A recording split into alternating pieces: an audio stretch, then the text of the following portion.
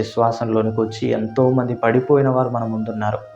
వచ్చిన తర్వాత దేవుడి కొరకు చేయవలసిన అనేకమైన ఆ దైవ కార్యక్రమాలను చేస్తే తప్ప పరలోకానికి ఎవరు కూడా చేరుకోలేము. కనుక ఇంతటి బలవంతుడు కూడా ఒకానొక రోజు బలహీనుడిగా మారిపోయి పడిపోయాడు అంటే మనకున్న బలం ఏంటి? మనం ఎందులో గొప్ప? ఎందులో మనం అంత శక్తి కలిగిన వారం? మనం ఎంత జాగ్రత్త పడాలి ఇప్పుడు.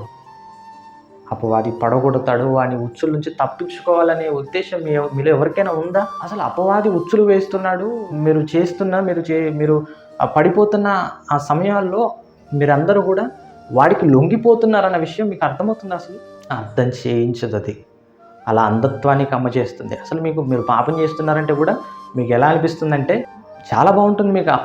అప్పుడు ఇచ్చే ఆ సంతోషానికి మీరు అన్నీ మర్చిపోతారు. ఇంకా అది పాపం అన్న సంగతే మీరు మర్చిపోతారు. చివరికి ఎలా మారిపోతారంటే పర్లేదు, చివరికి అలాంటి స్థితిలోనికి దిగజారిపోతారు. కనుక నిలబడ్డామని చెప్పుకుంటూ ఒకానొక రోజుకి వచ్చేసరికి పడిపోతారనే ప్రమాదం ఉంది. కనుక మనందరికీ దేవుడు చేస్తున్న హెచ్చరిక.